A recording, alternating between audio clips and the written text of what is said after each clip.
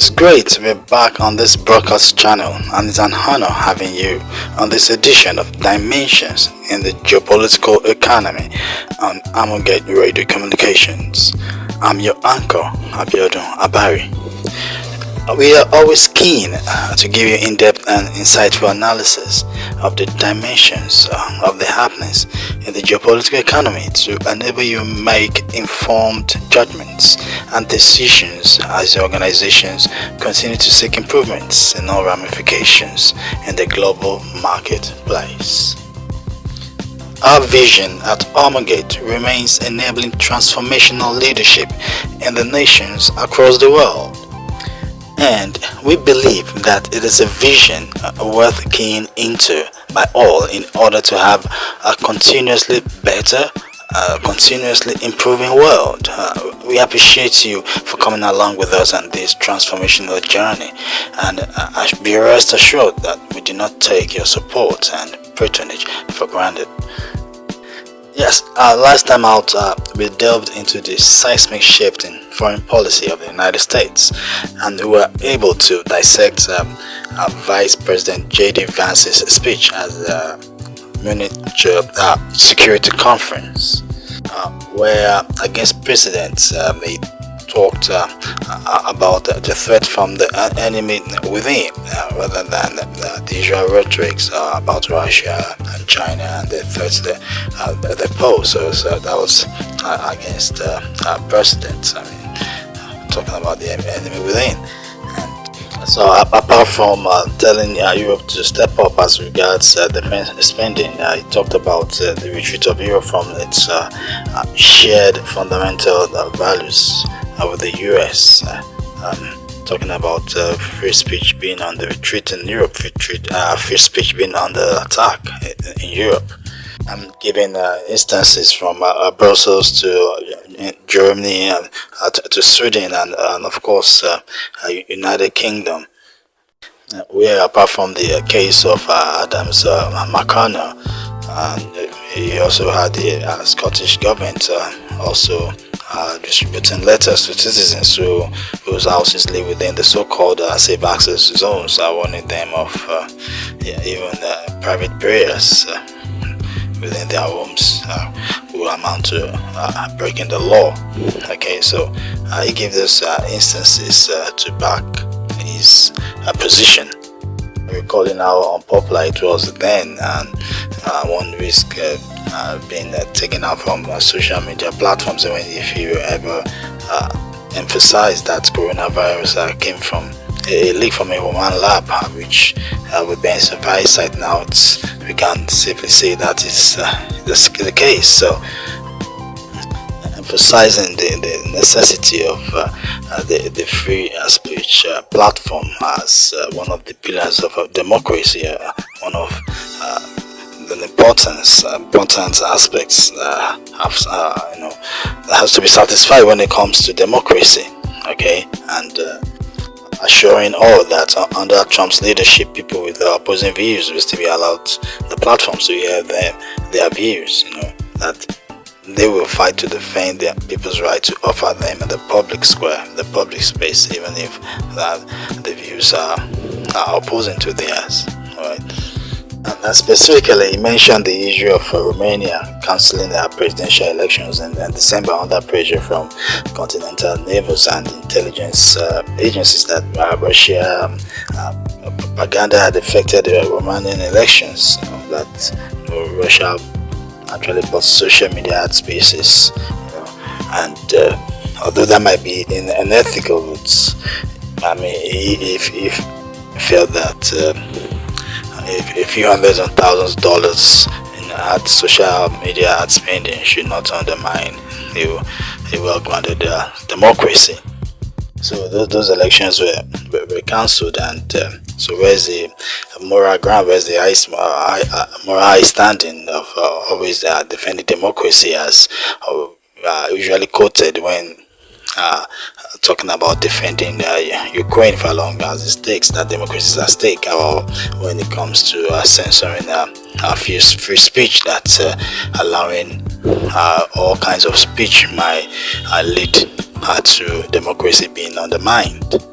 And it's important to update at this point that the anti-NATO Romanian presidential candidate that we talked about last episode as Kalina Georgescu, whose election victory was annulled last year on the grounds of illegal activities related to campaign financing. He has been arrested. He has been arrested, and the arrest happened just as he was about to submit his new candidacy for the presidency. Okay, he was pulled over and taken to the prosecutor general's office, and the elections last year were annulled over somewhat unproven claims of Russian interference in the electoral process. Maybe they bid for the Social Democratic Party, as the PSD, and the center-right National Liberal Party, the PNL, to hold on to power using the constitutional courts. Okay, so, and that Georgescu, who he had noteworthily insisted on Romania's geopolitical neutrality, non-alignment, and he had usually expressed antagonism towards Western influence during his campaign. So he was very explicit about all this. So he wasn't popular with the West all along. So, and having his elections not last year, and now he's been arrested. And these are things that J.D. Vance brought to the fore. Vice President J.D. Vance brought to the fore a clear departure, a seismic shift in foreign policy, the focus of foreign policy, a shift, from the United States. Okay, of course, telling Europe to step up, in defense spending and actually take responsibility, especially as regards incidents happening in Europe. Okay, and of course, talking about the threats from within, the threats on democracy and liberal values and free speech. Okay, and those are things that should be paid attention to. All right. So last week we projected we'll be looking at President Trump's efforts in bringing lasting peace to Eastern Europe, that as it concerns the Russia and Ukraine conflict. So incidentally, Mr. Trump talked about the conflict and even read out the letter he received from the Ukrainian leader during his State of the Union address yesterday in the United States, and that's earlier today in some other parts of the world. So we understand how the policies of the United States affects the geopolitical landscape, and that the United States will also be co-hosting the FIFA World Cup in 2026, and we'll also be having the Los Angeles hosting the Summer Olympics in 2028. All right, so and there will be implications for brands and brand marketing globally. Okay, of course, we expect that the federal government will be synergized with the state government of California to bring about a successful hosting by Los Angeles, and of course, especially as regards the reconstruction and rebuilding and mitigation of the fire incidents. Okay, and of course, infrastructure, and also talk about sanitation. Sanitation issues in California generally. All right, so I believe that the federal government will work and put aside political differences. All right, and ambitions, so to speak, because it's also been rumored that California's governor, Gavin Newsom, is in the presidency. That's an open secret, and of course, people are suspecting that Vice President J.D. Vance is here to the MAGA throne. Okay, so politically, we're talking of a Vance Newsom matchup, so somewhere down the line. All right, so and this should not be brought to bear on hosting a befitting Olympics for the world. We talked about sports business events last year when we talked about why and nations host sports business events, apart from the impact on their economy, on tourism, opening up their economy, and the domino effects, all right, even right on SMEs. We also talk about the effect on the brand of the nation, the image in terms of international relations, and be able to also impact and enhance international trade and bilateral and multilateral relations. We talked about all those benefits, and also how brands that engage in sports marketing, that engage in advertising, that engage in sponsorship, of sports events. That's how those sponsorship impacts, their figures, their revenues, their margins, and they are able to increase, and expand their brand loyalty, and their brand base, all right, because the fans of the events that they sponsor usually gravitate towards these brands that actually sponsor these events, and so very, very much there to them. So it's important that organizations understand the leaning and direction of government, so that they do not get caught up in the web of government policy dynamics. So, and all through last week we've had diverse commentaries on the unprecedented back and forth between Zelensky on the one hand and President Trump and Vice President J.D. Vance on the other. So, and J.D. Vance want to emphasize diplomacy. I understand how these meetings are, because this kind of rancor, public rancor, is somewhat unprecedented and is not part of the script. I want to believe, because whatever was meant to be said publicly must have been agreed, behind the scenes, and aides must have worked with one another to iron out gray areas. And even if there is no 100% agreement on all the issues, there would have been an agreement on what to put out publicly. So that is how this kind of meetings and this kind of things run and actually arranged and orchestrated. So that was unprecedented, and deviating from the script. JD, seeing that something was already in the mix there, talked about diplomacy. Sensing that it's possible that Zelensky is not being realistic about a peace. Zelensky referring to Putin as a terrorist who can't be trusted. That's whatever a ceasefire deal that that will not be honored by Putin. And JD emphasizing that this should not be litigated in the front of American media, and seeking peace is quite important, at this stage. And he should be thankful to the United States for wanting to save his country, that's Ukraine, from destruction.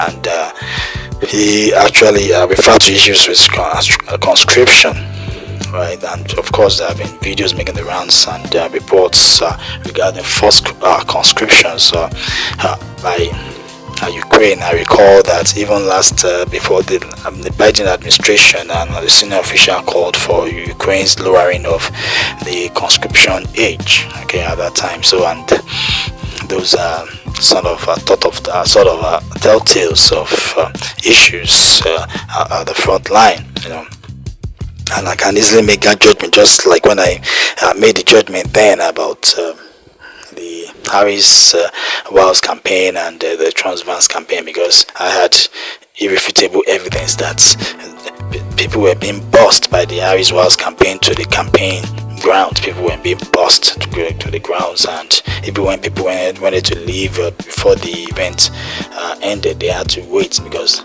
those buses left immediately, dropping people off, and only returned when the events were over to then return people. And people were being bussed from contiguous states to venues, campaign venues, as against the Trump Vance campaign that people drove down themselves. And that, for me, that was a major telltale. And even when the polls generally were showing a close race, when I was analyzing, I was telling someone that Trump was going to sweep the whole 7 swing states, the 7 battleground states, and that was exactly what happened, and also the popular vote. So just like now, I can easily say yes, that Russia is having the upper hand on the battlefront, because evidences of forced conscription in Ukraine and lowering of this conscription age are 2 telltale signs to understand that yes, Ukraine, is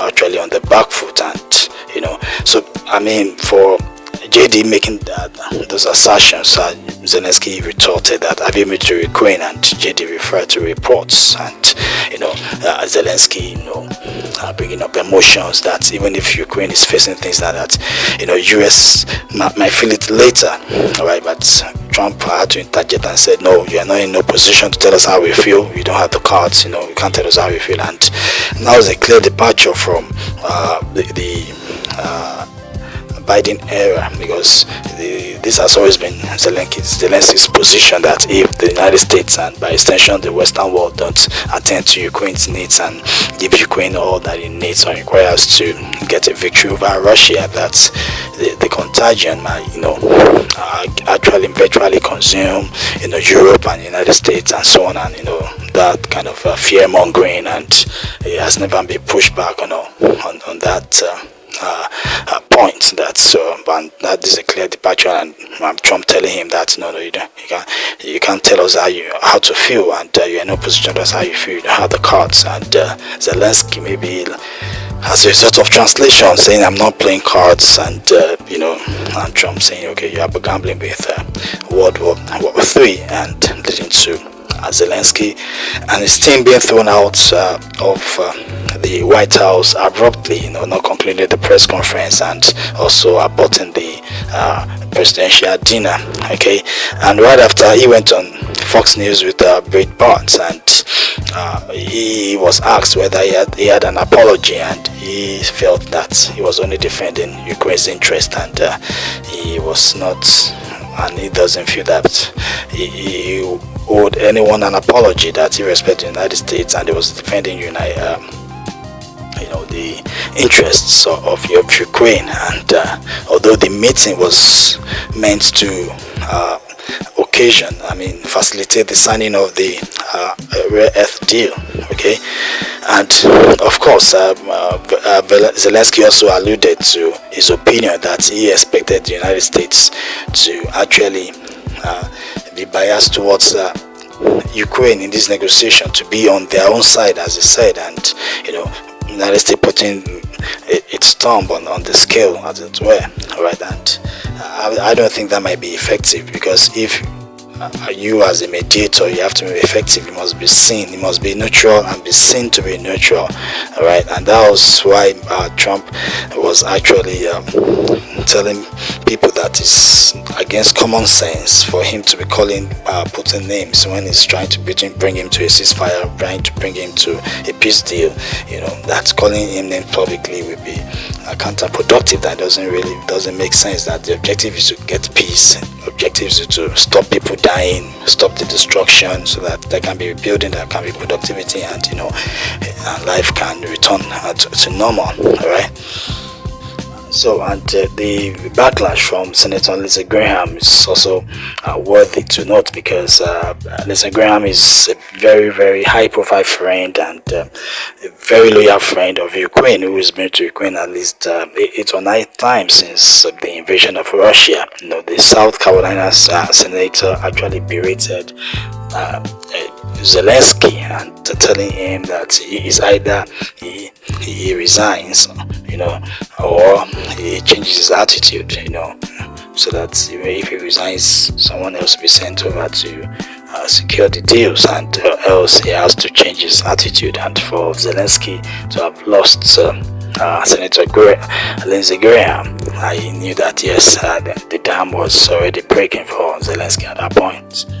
And his United Kingdom trip right after did nothing to stop the bleeding, because soldiers fight, politicians are no for their grandstanding. So for me to just grandstanding, and it's up to diplomats to find concrete solutions to conflicts. Okay, so politicians, for me, that UK trip was just grandstanding, right? The solidarity and the pledges and standing with Ukraine for as long as it takes, and you see that even the UK signed a mineral agreement with Ukraine earlier this year. Okay, so and with that UK summit right after the White House debacle, European leaders led by UK and France repeating that cliche to support Ukraine for as long as it takes. Okay, and I look at this Russian-Ukraine conflict now in three phases. First, they talk about the ceasefire deal. There has to be a ceasefire. Okay, and in ceasefire you have to bring the two parties to the table. Right, so and the rare earth deal is very, very integral too. Okay, because for the rare earth deal now, the United States will be able to recoup the money it has spent, and also have a sustained investment in Ukraine that will be tied to something that is tied to U.S. interests. So even if there's a government tomorrow that is that is not disposed to Ukraine or to how things are, those economic interests to the benefit of the United States will actually ensure that there'll be no somersault as regards those any security guarantees that this area deal will actually bring. So, and of course we talk about the peace deal, about that is where real negotiations have to come, because the security guarantees, the kind of security guarantees being proposed might involve an European force, boots on the ground, and Russia is already saying that might be akin to having NATO on its border, and that is one of the reasons why they engaged in this, so to speak, special military operation.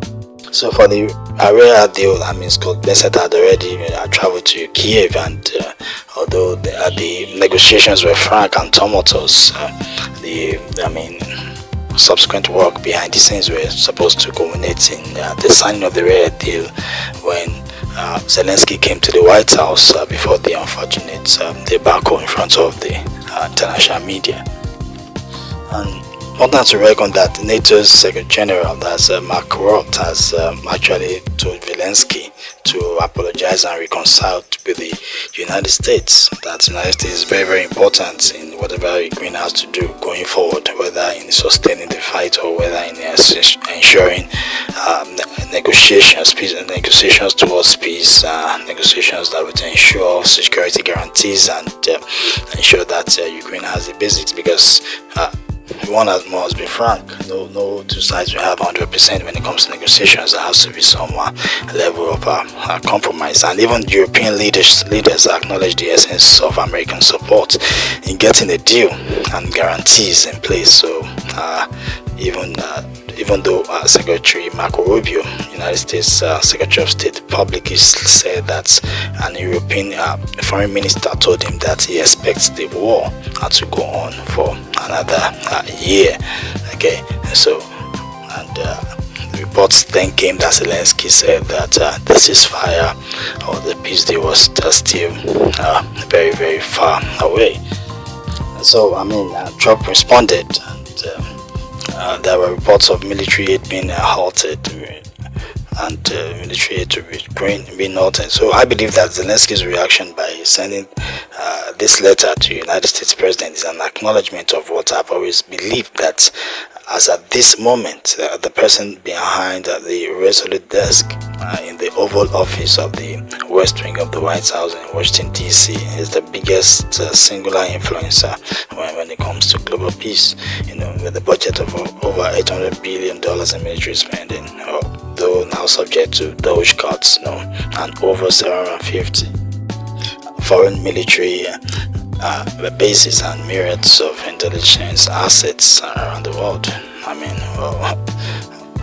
or what say you? So Zelensky has realized that grandstanding is short-lived, and so he has to the line of the United States president. Else, I suspect that the United States might work to replace him with someone more favorably disposed to peace. Because previously he was talking about a return to pre-1991 borders, which is very, very, very unrealistic, and that is like wanting to fight to the last Ukrainian, and something that has become a stalemate, a meat grinder. I recall the battle in Bakhmut that took months and months, and the urban battle, so intense. I mean, and losing thousands and thousands of soldiers on both sides, trying to take that strategic town of Bakhmut then. I mean, so it's something that should have been avoided, and an agreement was almost signed on 15th of April 2022. That was less than 2 months after the start of the special military operation, the conflict, the Russia-Ukraine conflict. So the agreement was almost signed in Istanbul until the United States sent the UK Prime Minister to discourage Ukraine from signing it. I mean, saying that we're not going to give their guarantees and so on, that if Russia reneged and so on, that Russia cannot be trusted and blah blah blah. I say this categorically, and because of evidential statements from former Israeli Prime Minister Naftali and former United States Department senior official Victoria Nuland. So, and I dealt with this last quarter extensively. So yes, that agreement then had it's like neutrality for Ukraine and security guarantees for Ukraine. So since then, over 1 million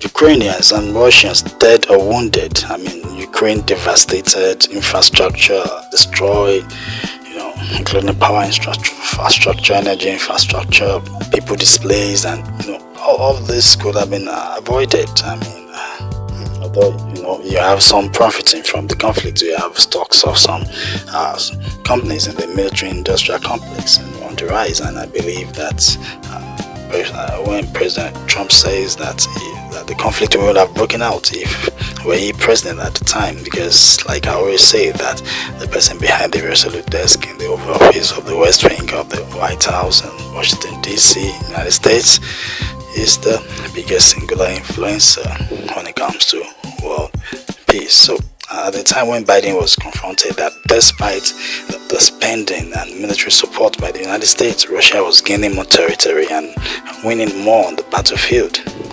He referenced the jobs created by the military-industrial complex as a result of these transfers from the U.S. Treasury. I mean, concluding that the war was good for the economy.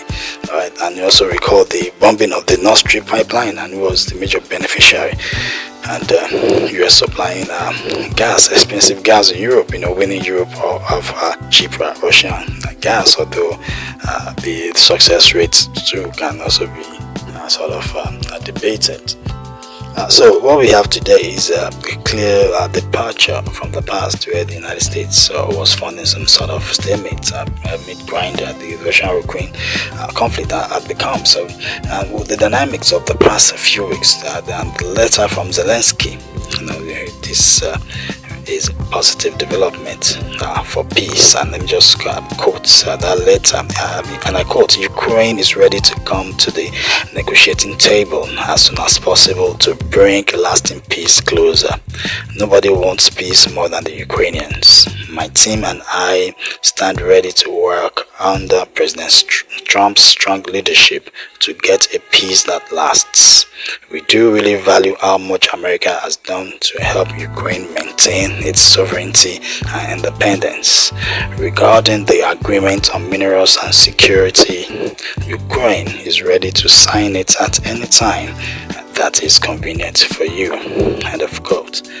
So Trump emphasizes that he has received strong signals from Russia too, that they are ready for peace. I mean, peace will involve concessions, like I said, so parties might not get what they want 100%, and diplomacy will be very, very key.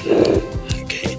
So Trump believes that it's time to end this senseless, what he refers to as senseless Ukraine conflict.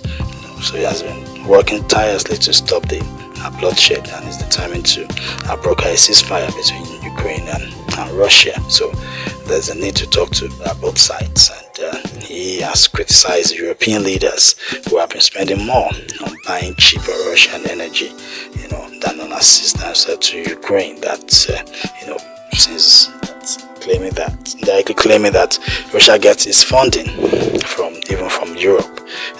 European leaders claim they are supporting Ukraine, actually help Russia fund the war, fund the aggression against Ukraine. Okay, and what say you? The European leaders would rather buy cheap energy to avoid inflation, to control inflation in their economies, and rather than buy expensive United States gas.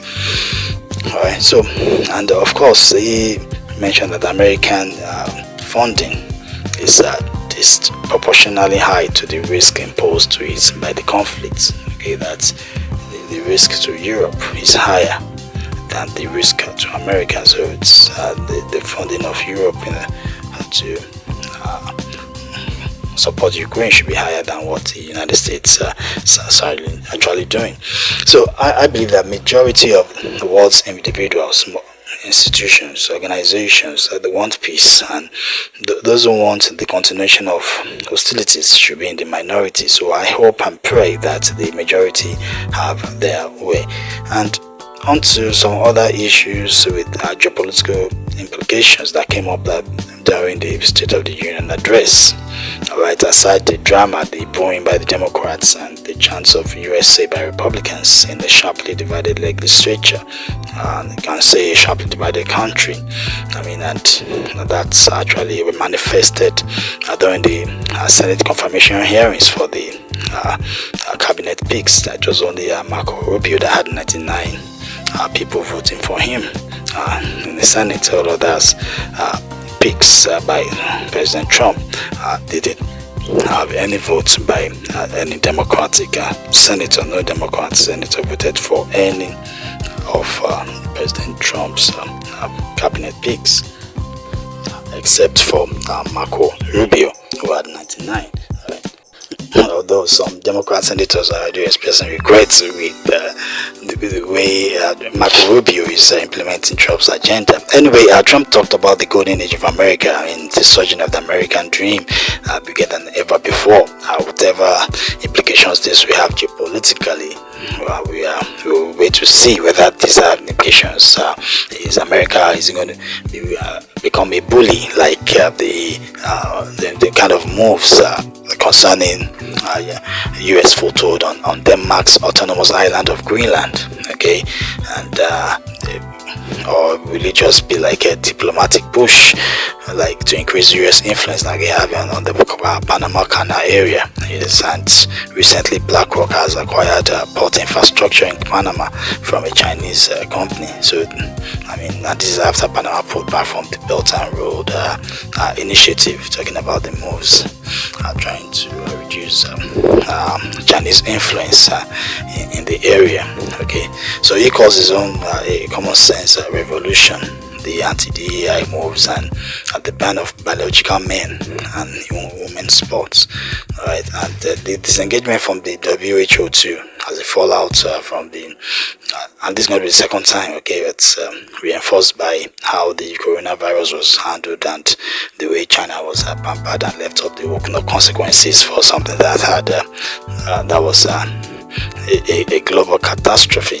Okay, and expressed support for the Human and Health Services Secretary Robert F. Kennedy Jr. His interest in studying whether the increase in autism in children is linked to certain vaccines. Okay, so, and also touted the achievements of DOGE, that the Department of Government Efficiency. All right, so Elon Musk trying to tackle fraud, waste, and abuse. Alright, and he believes that riches will have an impact on inflation. Right, it will also, of course, since it will have an impact on the borrowing and Okay, so of course, and they refer to the $8 million for making transgender mice by the Biden administration. It believes that all this so some sort of waste that with they are caught to impact on inflation, and he also believes that the support of his energy sector, drill baby drill policy, oil extraction will also ultimately work to reduce inflation. So he wants to make sure that oil prices reduce in the global market, and this has far-reaching implications for countries that depend largely on the foreign transaction of oil. Like Nigeria depends on oil exports to fund the government the government budget. All right, so that's so that means they has to look for alternatives. So those have the implications in geopolitical economy. That's also countries like Qatar and Saudi Arabia that have ambitious goals, have to also look for other means if oil prices drop significantly, and they have to look for other means to fund their budget. But I believe that those projections should have been made since when it was likely that Donald Trump will regain power. All right, so he also talked about the golden card immigrants immigration program for wealthy foreigners who can buy residency permits. All right, so and talked about the pushing of illegal border crossings to a record low level, even without major legislative reforms.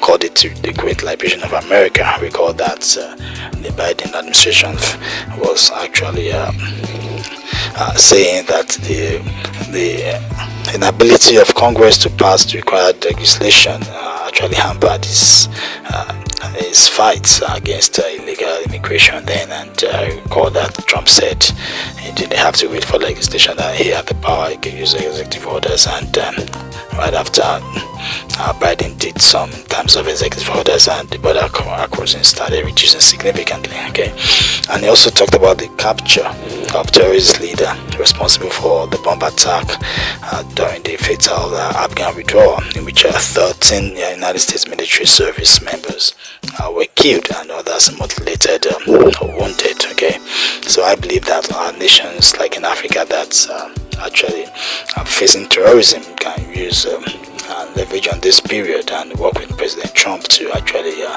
flush out terrorism, because his own approach is like putting the people first, right, and trying to limit terror, like just like the way he dealt with ISIS during his first time. So countries like Nigeria and other countries in the Sahel that are facing this menace from terrorists can actually work with the United States administration and roll back this devastating menace.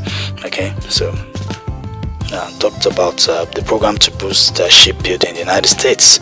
Yes, I was expecting this to come up, because like I always thought that the Chinese are ahead when it comes to shipbuilding in the world. Okay, for now, the United States has not been able to keep up with the level of production of the Chinese. And even if the United States goes to war today in the South China Sea, the United States will likely get defeated. That's my prediction. The South China Sea, that is actually being dominated by China right now, and China is set to become the superpower when it comes to navy in the world. All right, so talk about the benefits of diplomatic engagement with Russia, and the release of former United States diplomatic worker Mark Fogel was held under drug possession charges, I think medical marijuana. All right, so and I always talk about the importance of for the U.S. interests, all right, of not allowing Russia and China align. I mean, during the last administration, Biden practically drove Russia into China's arms, and I know that President Trump will want to work and separate, Russia and China. We want to cut Russia and separate Russia from China, because the combo of Russia and China, I don't think the United States will be able to withstand that combo. So I think it's a positive strategic move for United States and President Trump to ensure that Russia is kept as an ally, so to speak, and separated from China, rather than driving Russia into China's arms and letting them form a formidable team and an axis, including North Korea, Iran, and so on and so forth. And okay. So, and he talked about planting the flag on Mars, ambitious plans that will also elicit a space race. Okay, so having Musk being an integral part of that plan, and talks about tariffs on Canada and Mexican goods and China. So we look at the impacts of those tariffs in the next episode on the dimensions in the geopolitical economy. Thank you so much for your time. Thank you for joining me. And please do remember that at Amogate, we are always ready to help and support your organizations to work optimally, creating frameworks and processes for optimization of resources and attainment of goals. You can contact us on Facebook, LinkedIn, Instagram at Amogate. You can also visit our website at www.theamogate.org. Our email is contact@theamogate.org. I hope that the time we've spent together have been worth your while. And from my end, it's been a pleasure. Until I come up on your device again, it's bye for now, and God bless you. Thank you.